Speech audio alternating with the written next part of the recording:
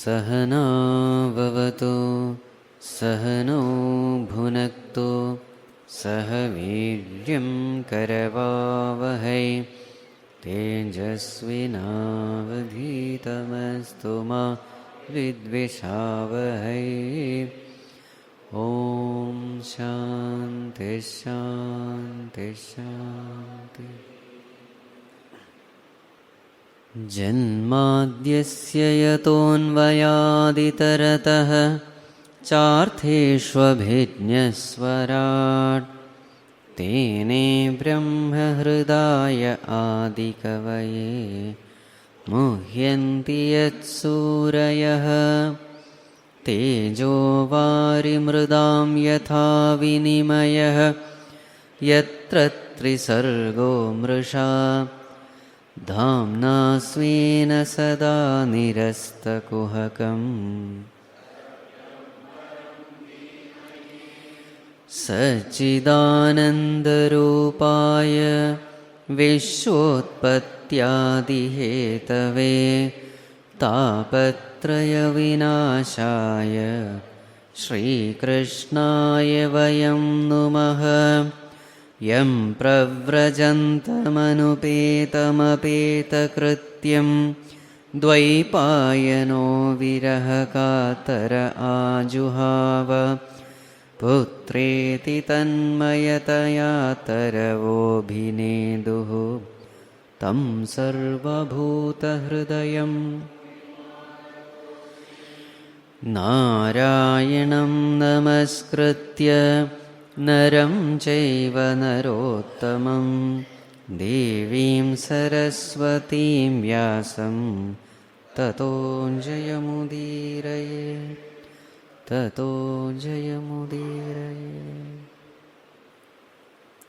So Bhagavan Kapila, after having been requested by his mother for self-knowledge, Bhagavan now expounds the philosophy of spiritual knowledge.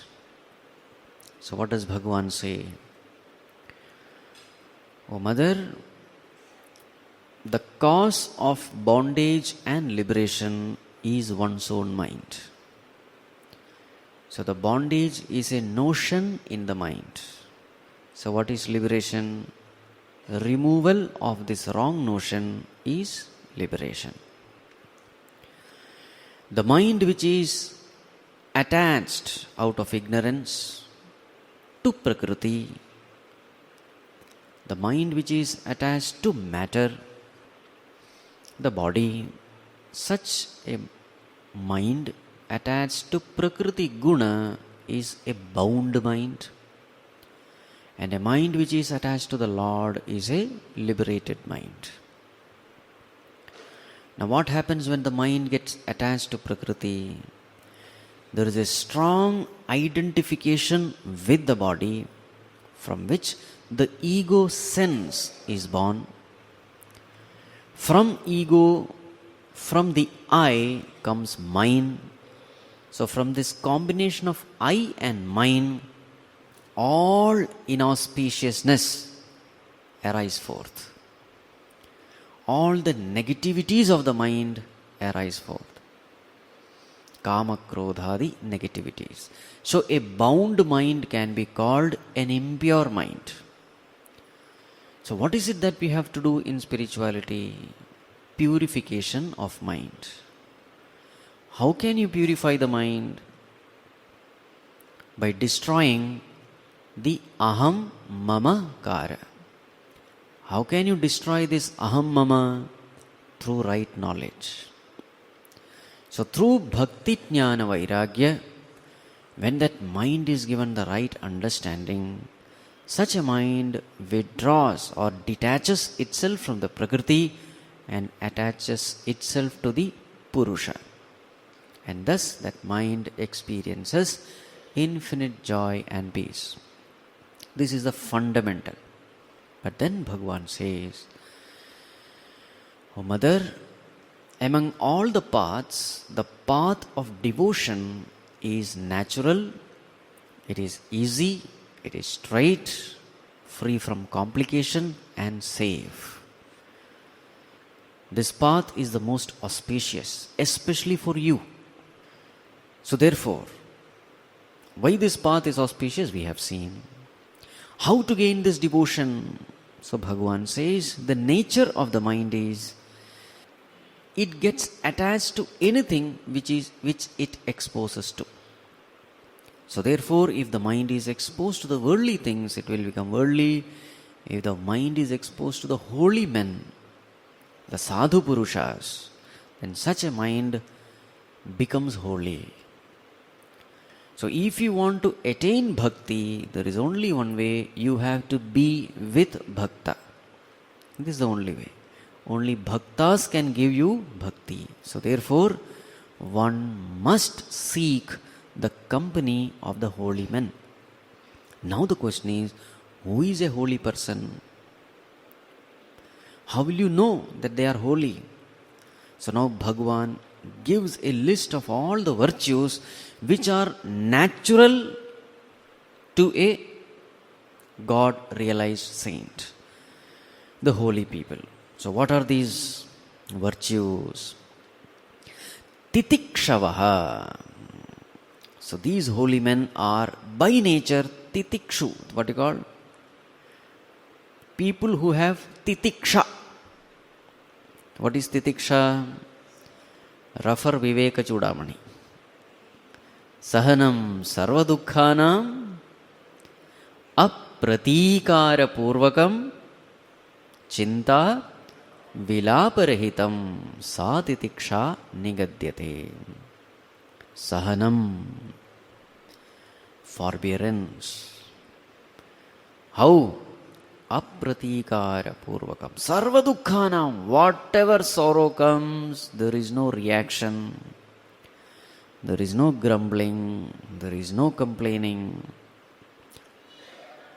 Sahanam sarvadukhanam apratikara purvakam. Not having any feeling of revenge. Chinta vilaparahitam. Without any kind of worries or complaining, grumbling. Satitiksha. So this virtue you will find in a holy person. Titikshavaha. So when others create trouble for him, titiksha. But when others are in trouble, then karunikaha. Embodiments of compassion. When others are in difficulty, others are in pain. So what is his attitude? His heart is filled with compassion. Somehow he wants to remove that suffering. He can't see the suffering in others. But when it comes to one's own suffering, what is his attitude? He suffers silently, cheerfully. Titikshavaha karunikaha suhruda sarvadehinam. He is a suhrud. Suhrud means what? Friend. The one who has a good heart is called suhrud. Sarvadehinam suhrud, a friend of all. A friend of all. Friendly with all. Now all these virtues you will find in the 12th chapter of Bhagavad Gita also. There Bhagavan says, such a devotee, I love him. So the same way we have to understand here also. Bhagavan loves such a devotee. So what is our task? Let us try to be this. Let us strive to be this. The more we try to become this, the more love of God flows into our heart. So how to please God? Trying to become this. suhrud sarvadehinam. Then ajātashatravaha. Ajātashatru means what? The one for whom no enemy is born. The enemy is yet to be born for such a person. Means what? A beautiful word. A person for whom no enemy is yet born. Ajātashatravaha. Others may consider him to be an enemy, but he never considers anyone as his enemy. He is friendly. He is without any enemies. Then Shantaha, peaceful. So because he is always with God, that peace of God is always with him. Shantaha. Sadhavaha, sadhu bhushanaha. Beautiful. So Bhagavan says these are the ornaments of a sadhu. These are the virtues which beautify a sadhu, a holy person. So what are the ornaments? Not diamond and platinum and gold. So Bhagavan is telling these are the real ornaments in the personality of a person. A person who has got these ornaments, others will helplessly get attracted to this person. Helplessly. Just like the physical ornaments makes a person attractive, these ornaments, Bhagavan says, these are the real ornaments which truly makes a person attractive. Sadhavaha, sadhu bhushanaha. These virtues are always compared with ornaments. That's why Bhagavan has got kirita, kundala, what you call, kaustubha mani. Now don't think these are all gold things. Gross people think all these to be made of gold and all. Gross people value only these gross things. But we have to understand, Bhagavan is an embodiment of all virtues. So these things are nothing but representation of virtues of Bhagavan. These are we have to see. Sadhavaha, sadhu bhushana. Then, mai ananyena bhavena bhaktim kurvanti ye dridham. So what is the characteristics of a devotee? Mai ananyena bhavena. Ananya bhava is there. There is no anya.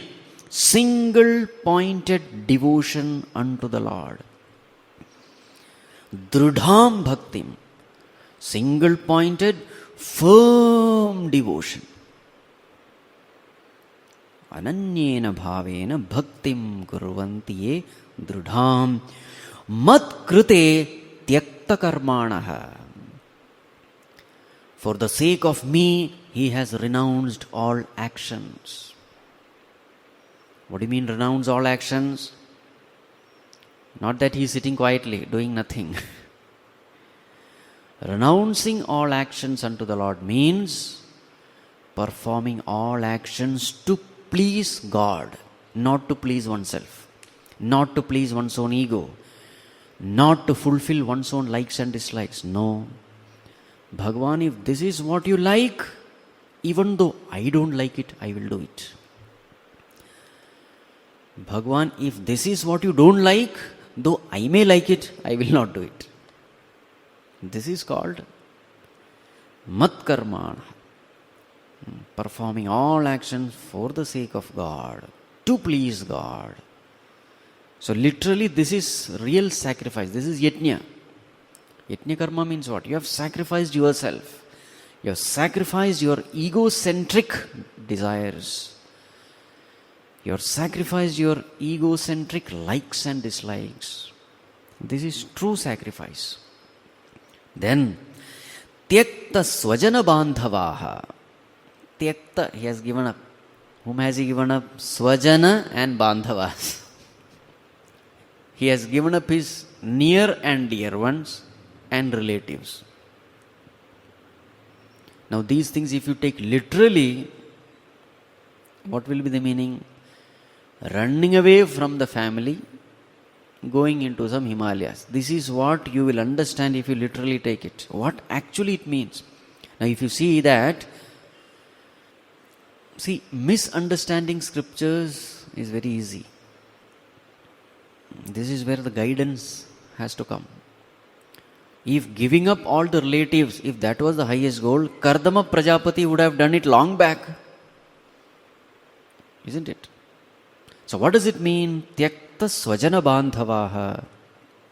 What it means is not leaning on the svajanas and bandhavas, your relatives and near and dear ones, when problems arise.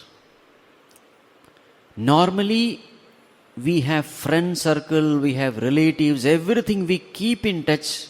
For what purpose?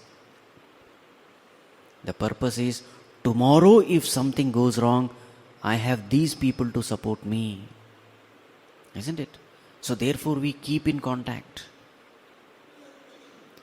Today I go for somebody's daughter's marriage so that tomorrow, when my daughter's marriage is there, they all will come. See?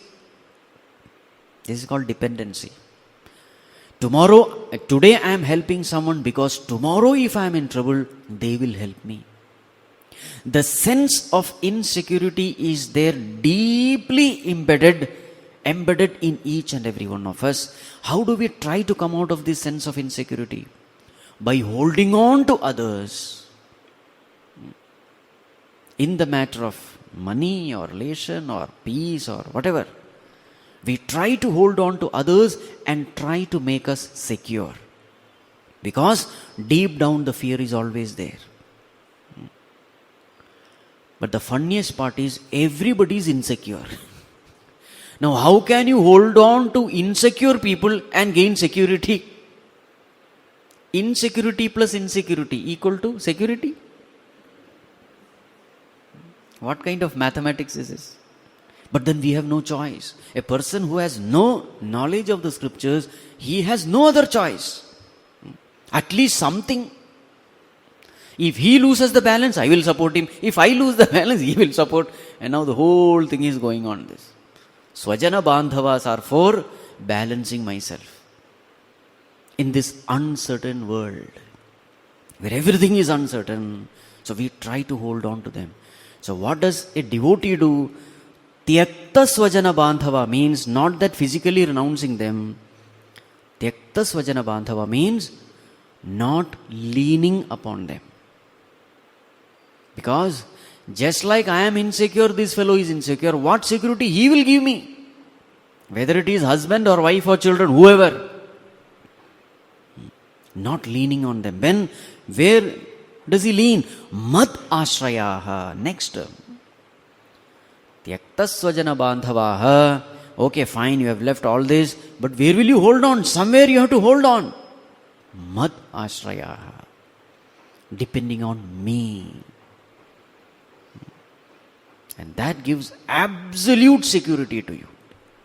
Absolute peace. But for that you must have faith. Madhashrayaha. Then, how do they spend time, these holy people? Katha mrishta shranvanti kathayanti cha. They hear the glories of the Lord and they speak with great interest the glories of the Lord. Shranvanti kathayanti. This is how they pass their time. They listen to Bhagavan's glories. They with great interest and relish, they describe Bhagavan's glories. Then, tapanti vividhas tapa na etan. Vividhas tapaha etan na tapanti. Varieties of problems come to them also. It is not that they are free from problems. No. Lot of problems come to them. But these problems don't shake their faith, their trust, their love in God. That remains as it is. What is our condition? As long as everything is going fine, oh, what a devotion, what love. When things go 6s and 7s, faith gone, trust gone, love gone, positively we abuse God, isn't it? But not about them. The more the afflictions, the more the problem, the tighter they hold on to the Lord. Then, mad gata chetasaha. What is the condition of their mind? Mad gata chetasaha means the mind which is embedded deeply in Bhagavan. The mind which has sunk totally in devotion. The mind which has become one with Bhagavan. Mad gata chetasa, one which has gone deep into Bhagavan. Mad gata chetasaha. Ta ete sadhava sadhvi sarva sanga vivarjitaha. O noble lady, this is the lakshana of a sadhu purusha. Sarva sanga vivarjitaha, free from all sangas, attachments.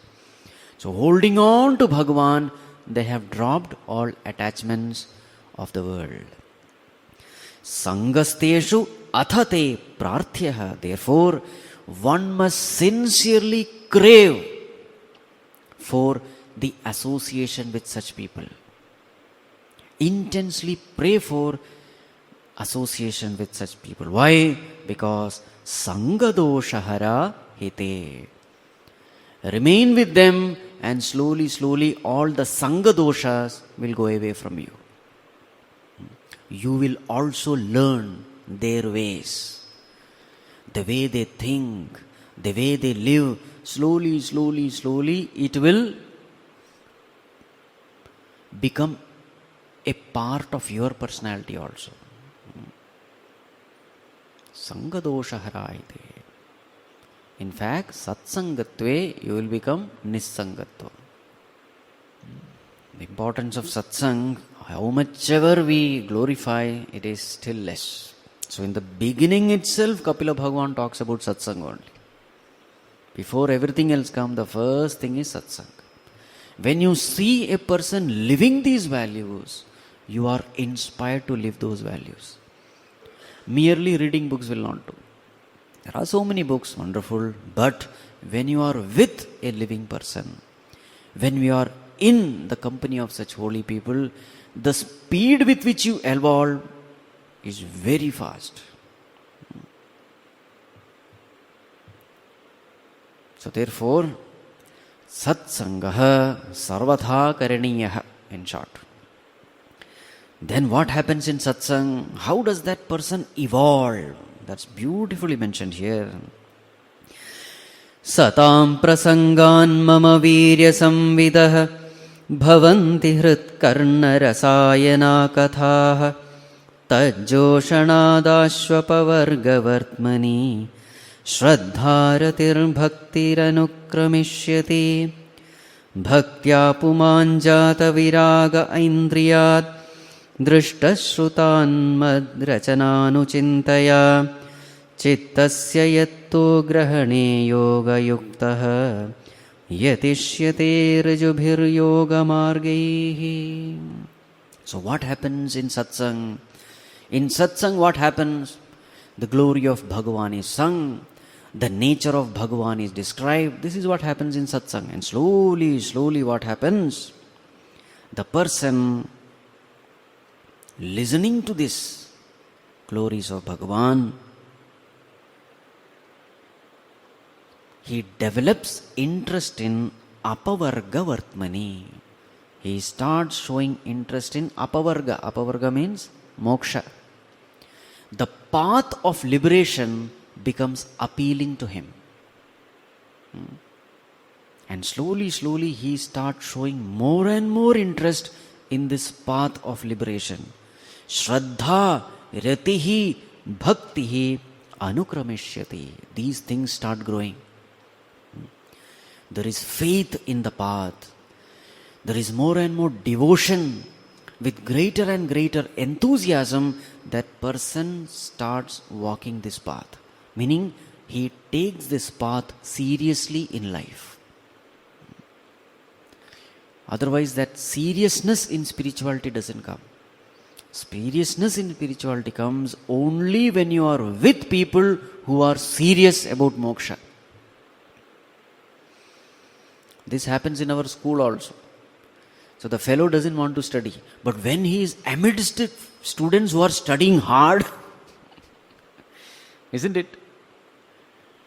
A person who has no exam fear, if suppose he happens to be amidst students who are full of exam fear and they are studying hard, then this fellow also once in a while he opens the book. It's a fact. So too here also. When you are with people who are serious about moksha, seriously striving, doing their sadhana, etc., somewhere something pinches you. Isn't it? No, I should not live this way. See that person, how serious he is, how much of sadhana I must also do. These are all beautiful psychologies. So in that path of liberation, this person takes it seriously. And in that satsang, slowly, bhakti increases, shraddha increases, rati, reveling in God, that also increases. There is more and more clarity regarding what is that God. With greater and greater clarity, there comes greater and greater devotion. And then what happens? As devotion on one side increases, aindriyat viragaha also increases. Dispassion towards the sense object, dispassion towards the world and the worldly pleasures and the worldly ways, that also simultaneously grows. On one side, bhakti is increasing and that person is enjoying the taste of that devotion. He is exposed to the higher joys of devotion and meditation and prayer. The relationship is also growing day by day with God. So as you start enjoying the higher, you lose interest in the lower. Bhaktya pumanjat viraga aindriyat drishta shrutat mad rachananuchintaya. So these things simultaneously happen. As the bhakti increases, vairāgya also increases. And in the process, jnana also increases. Greater the jnana, greater the bhakti. Greater the bhakti, greater the vairāgya. Then what happened? Asevayayam prakriter gunanam jnanena vairāgya vijrambhitena yogena mayarpitaya cha bhaktya mam pratyagatmanamihavarundhate.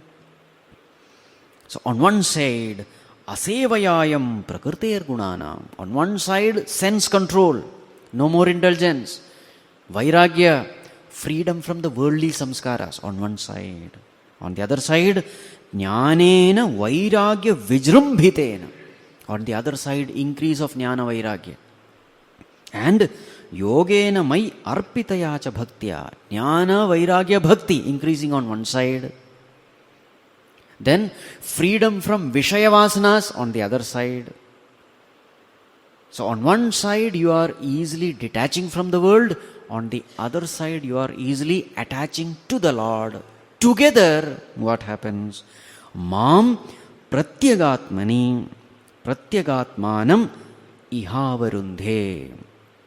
This way, that person is able to attain, firmly abide in this pratyagatma. What is pratyagatma? Inner self. On one side, the mind detaches from the world. On the other side, the mind, through jnana, bhakti, vairāgya, attaches to the self. And finally, he comes to know that Lord as one's own self. So this is the end of that spiritual journey. So the overview has been given. This is what it is. So what is bandhana? What is moksha? How to gain that moksha? What are the obstacles in the path? How to overcome those obstacles? Everything has been given. At that time, Devahuti had a question. First an overview is given. And then Devahuti asks a question. What is it that she asks? Kachit tvayuchita bhaktihi kidrishi mama gochara yaya padam te nirvanam anjasan vasnava aham. Bhagavan, I want to know something more. You said this bhakti, isn't it? I want to understand. Kachitvai uchita bhakti. What is the true nature of devotion? You said with devotion, devotee reaches the ultimate, fine. But I want to know more about that bhakti. What kind of bhakti are you talking of? What is the nature of that bhakti? In more detail, I want to know. So now, Bhagavan Kapila describes that bhakti. How does he describe? Devanam gunalinganam anushravika karmanam sattva evaika manasaha vritti swabhaviki tuya animitta bhagavati bhakti siddhir gariyasi jarayatyashu yakosham nigirnamanalo yatha. So what is devotion? Here's a beautiful definition of devotion. That state of the mind where it becomes sattve eka manasaha vrittihi. So what is devotion? It is nothing but manasaha vrittihi. The thoughts in the mind. The thoughts in the mind directed towards whom? Sattve eva. Sattve means God. When the thoughts in the mind are directed towards God alone, along with the activities of the indriyas, when the mind and the senses, their activities are directed only towards God. And what is the nature of this flow of thought? Swabhaviki. Very natural, spontaneous, effortless, unbroken, uninterrupted. When the continuously mind is entertaining thoughts towards the Lord, which is animitta, without any reason, without any cause, without any condition. Animitta swabhaviki manasaha vrittihi. So when the thoughts constantly flow unto the Lord, effortlessly, unceasingly, constantly, so this flow of thoughts towards the Lord is called Bhagavati Bhakti. It is called Bhakti. And Bhagavan says, Siddher Gariyasi. This Bhakti is far higher than Mukti. But Bhagavan, tell me one thing. In what way this Bhakti helps? So Bhagavan says, Jarayatyashu yakosham nigirnam analo yatha. Beautiful comparison is given. When constantly the thoughts are directed towards Bhagavan, so now there is constant flow of devotional thoughts unto the Lord. So what these thoughts do? It says, Jarayati ashu kosham. The wheel of ignorance is burned very easily by this thought flow. These devotional thoughts flow, this flow burns away the wheel of ignorance. Just like the fire burns the fuel. Beautiful comparison. So at present, what is the condition of our mind? There is a thought flow. The thought flow is worldly thought flow. Constantly the thoughts are flowing out into the world, into the sense objects. So what is the direction? Outward. And what is the direction of this bhakti thought flow? Inward. So there is the thoughts are in opposite direction. When thoughts go in opposite direction, what happens? There is friction. There is burning down. There is heat. Isn't it? So there is this Vishaya samskaras taking us outward, generating worldly thoughts, and there is this Daivi samskaras which are taking thoughts inward. Now which thought will win? Outward or inward? It depends on which has greater momentum. Isn't it? So what Bhagavan says, Ashu, very soon, as this person practices this devotion, slowly, slowly, divine thoughts become more than worldly thoughts. The divine thoughts become more than the egoistic thoughts. Remember, ego is also a thought. So what does this divine thoughts do? It burns away the worldly thought.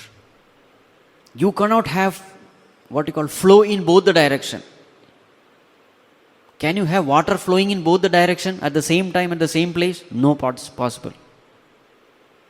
So slowly, slowly what happens? The worldly thoughts die down. Remember, ego is also a thought. A time comes when the ego also is burnt down. So the kosham, that wheel of ignorance, constitute of the ego, that also goes away. Just like the fire burning the fuel. Now this example is beautiful because what happens when you light fire unto a fuel, a wooden stick? The fire burns, and as the fire burns, the wood is reduced to ashes. And what is the final state? You can't say only fire is there, wood is not there. No, the fire also goes away. The very same fire which was burning down the wood also gets extinguished when there is no more fuel. In the same way, this divine thought flow completely destroys the worldly thought flow, and after that thought also stops. The divine thought flow also stops. Why does it stop?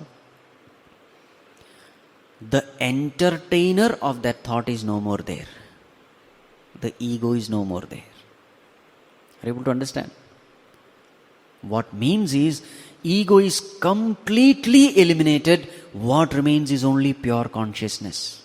Now, in order to know consciousness, in order to connect to consciousness, do you need thought? Do you need the support of thought in order to experience consciousness? No, it is your nature. Because it is your nature, you don't have to think of consciousness, you only have to be conscious. Are you able to understand? The ultimate truth is consciousness. You need not take the help of mind to experience consciousness. So in the beginning, the worldly thoughts are destroyed by the divine thoughts, the spiritual thoughts, the Brahmakara vritti. The Jivakara vritti is destroyed by Brahmakara vritti, and finally, when Jivakara vritti is totally gone, what happens to the Brahmakara vritti? That also goes. In Atma Bodha, the example given is Jalam Katakarenuvat. Katakarenu example is given. So there is a muddy water. So you put this Katakarenu, dust of that, a nut called Kataka. So what does this dust do? It attaches itself, sticks itself to the mud, and now the whole thing becomes heavy and it falls down. Just like alum. So the mud is there. These dust particles, they attach themselves to the mud, and then now it becomes heavy, and that heavy thing settles down. So now what you have? Pure water. So it appears as though while putting the dust of Kataka, this nut, it appears as though you are making the water more impure. But no. The Kataka Renu also settles down. Ultimately you have pure water. In the same way, the divine thoughts that you entertain, the thoughts of bhakti that you entertain, slowly, slowly, completely burns down the worldly thought, and finally this divine thought also ceases. Then what remains? Only the pure consciousness remains. The ego, the jiva bhava is completely gone. So what Bhagavan is trying to say is, With bhakti, one attains ultimate state of jnana alone. Bhakti and jnana, they are not two different things. One and the same thing. At the peak, they become one. Jnana also destroys ego, bhakti also destroys ego. But what? Now these devotees, what do? Bhagavan says they don't want this state. The state where you cannot love God, they don't want. Now these, Bhagavan is talking of the highest devotees, where they consider mukti also as inferior compared to bhakti. They are considered to be the highest. So what does Bhagavan say? Naikatmata me sprihayanti kechit matpada sevabhirata madihaha yenyonato bhagavata prajajya sabhajayante mama paurushani. Na ekatmatam me sprihayanti.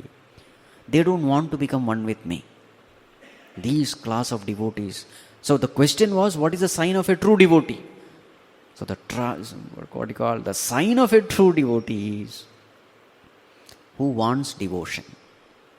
Now, what happens when the devotee merges with Bhagavan? There is no individuality, and when there is no individuality, you cannot love God. Are you able to understand? In order to love God, there needs to be a separation. Only when you are separate from God, you can love God. When you become one with God, how can you love God? The same thing Ramakrishna Paramsa beautifully says. I don't want to become sugar, I want to be an ant only. Only ant can enjoy the sugar. Suppose you become sugar, then you can't enjoy. Isn't it? So these devotees, they don't want that highest state. They remain just below, retaining their sense of individuality so that they can enjoy the companionship of the Lord. This is the nature of devotee. They can go there, but they will not. They just one step down, they remain. Why do they remain? To enjoy the company of God. Now remember, this also has its own joy. Just like samadhi gives you joy, this companionship with God also gives you a different kind of joy. Some people love that. They are all great devotees. Any moment they can go into samadhi, but they deliberately. So what do? So here the description is, they love to chant Bhagavan's name, love to sing His glories, listen to His glories, talk about Him. And when they are alone, they would love to talk to Him as though He is a person. They love to converse with Him. They love to enjoy His beauty. At the same time, they are not at all interested in mukti. What is their state? Hritatmanaha hrita prananscha bhakti anichhato me gatir manvim prayungte. Their mind is totally absorbed in the love of God. And Bhagavan says, Arey, I will give you moksha. I don't want it. This devotee says, Bhagavan, I don't want moksha, etc. I don't want to become one with you. I want to be separate from you only. They are not at all desiring anything. They are not desiring the Vaikuntha Padavi. They don't desire any riddhis and siddhis. They don't desire any kind of pleasures of the Vaikuntha. They don't even desire moksha. But Bhagavan says, though they don't ask for it, I give them. All these things I give them, though they are not doing devotion for all this. Even though they don't ask, I give them. Bhagavan, why do you give all these things to them? Na karhi chinmat parashantarupe nangshanti no me nimisho ledhi yeshamaham priya atma sutascha sakha guru suhrudo daivamishtam. Now these are some of the things which is difficult to explain also. Because people who are jnanis, they don't understand all this. What do you mean? Bhakti is greater than mukti. How can you say so? Vedanta says that mukti is ultimate. See, to understand all this, you should need a heart. All these things you have to analyze through the heart. There is a head, there is a heart. When we study Upanishad, use your head. When you study scriptures like Bhagavatam, which equipment you should use? Heart. Suppose Bhagavan comes in front of you and says, see, this is Mukti and this is me. Which one do you want? I am there and Mukti is there. Which one do you want? Which one will you choose? On one side is Mukti, the other side is Bhagavan. Which one will you choose? This is that attitude. Now you understand. Of course, both are one and the same. But when in front of a devotee, when there is Bhagavan and there is Mukti, he will not choose Mukti. Bhagavan, you have given me everything. I cannot break this relationship for that. Then this love becomes a selfish love. To get something from you, I love you. I don't want that kind of love. That is the spirit. So for a devotee, bhakti is greater than mukti means what? The one who has given me everything, renouncing him in order to get mukti, that I don't want. That is the spirit. Please try to understand that spirit. Don't try to intellectualize and all that. How can bhakti be greater than mukti? Don't use your stupid intellect now. Only use heart. Right? So this Bhagavan is saying, such a devotee who has completely surrendered unto me, for him, yeshamaham priyaha atma sutascha sakha guruhu suhrdaha daivamishtam. For such a devotee, I am everything for him. I am his near and dear one, priyaha. I am the very self in him, for him. Sutascha, I am like a son for him. Sakha, I am like a friend for him. Guruhu, I am the guru for him. Suhrdaha, I am a well-wisher for him. Daivamishtam, I am the Ishtadevata for him. And I am everything for him. So what is that attitude of the devotee? Bhagavan, I don't want to miss you. I always want to remain with you. If there is a moksha which makes me feel your absence, then I don't want it. Are you able to understand?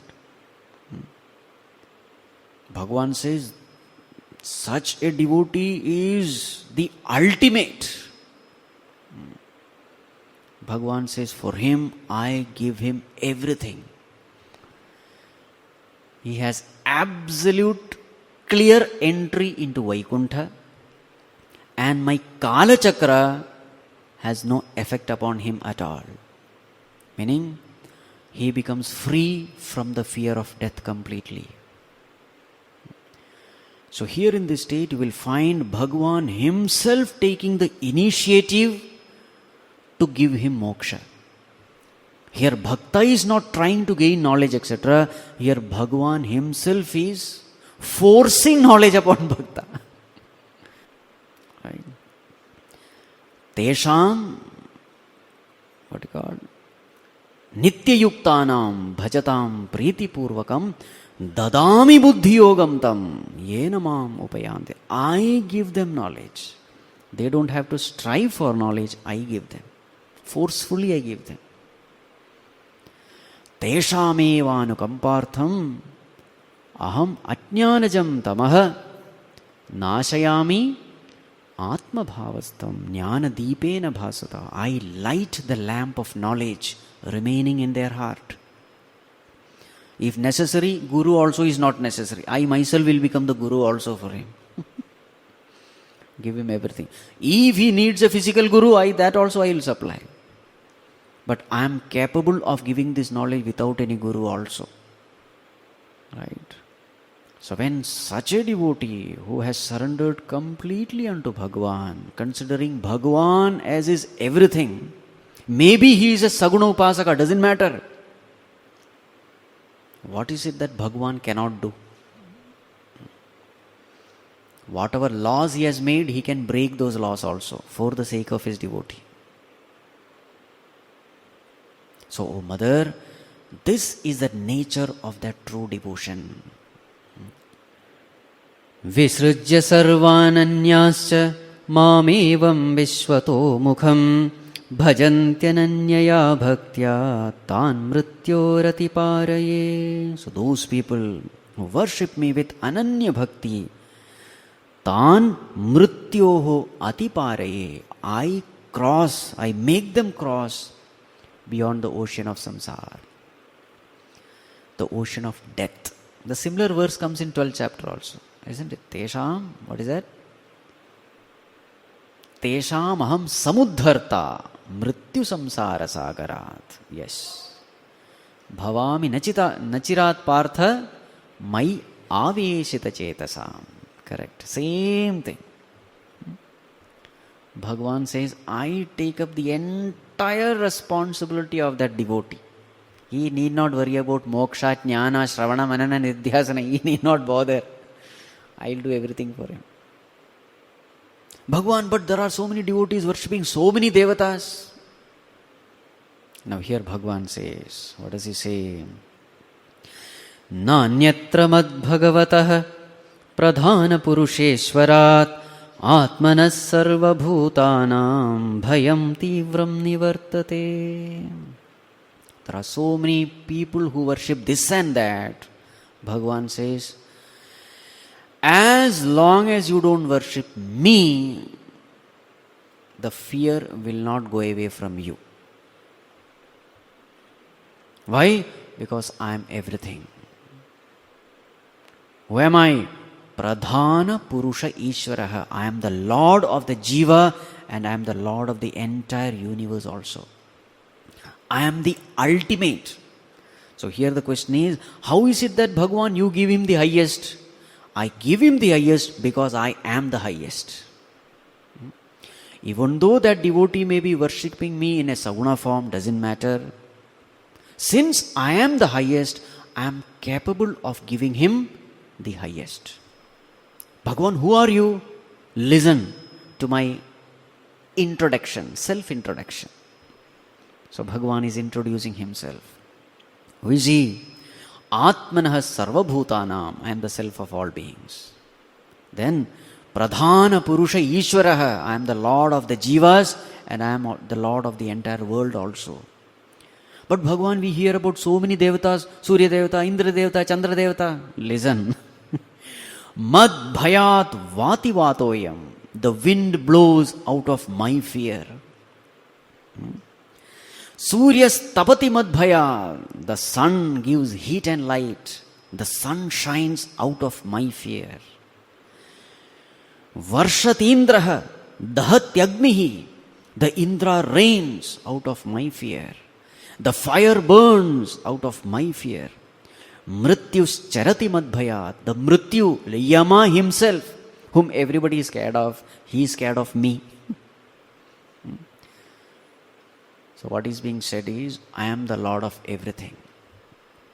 What is being said is, I am also the self in each and every one. So therefore, if you direct your attention towards your own self, you are worshipping the highest. You need not worship anything else. All the other devatas are little devatas. There is only one Lord you have to worship, and that Lord is your own self. If you have worshipped that Supreme Self in you, you have worshipped the Supreme Lord. How to worship you, Bhagwan? Jnana Vairāgya yuktena bhakti yogena yoginah kshemāya pādamūlam me pravishantya kuto bhayam. So those devotees, Jnana Vairāgya Bhakti yogena. So the devotees, they worship me with Jnana, Vairāgya and Bhakti and hold on to my lotus feet. And thus they become free from all kinds of fear. Bhagwan says, this is all what one need to know. Etavāneva lokesmin pumsam nishreyasodayah tivrena bhakti yogena manomai arpitam sthiram. This is all what a person has to do. Etavāneva lokesmin, in this world. The only thing which you need to do is one. What is it? Tivrena bhakti yogena mano mai arpitam sthiram. With intense devotion, you fix your mind in me. That is nishreyasodaya. This is the ultimate good for you. And this is all what you need to do. Develop supreme devotion for God. Bas. This is the sum and substance of the entire discussion. Can you do this? Then you need not break your head on so many intellectual hair-splitting arguments that happen in all the scriptures. You don't. Can you do this? If you can do this, nothing else is needed. Now tomorrow we will enter into the what you call Sankhya philosophy. It is very famous of Kapila Bhagavan. There we will have some hair-splitting arguments. But for a bhakta, all those things become easy also. If there is something you need to understand, Bhagavan remaining in your heart will make you understand. If it is not needed for you, then just skip it. That's all. But this, don't leave it. That section Bhagavan enters because Devahuti asks about it. She says, Bhagavan, what is that Sankhya philosophy you keep talking about? I want to know that also. So Bhagavan says, okay, that also I will tell you. That is also a path which can take you to the highest. Right.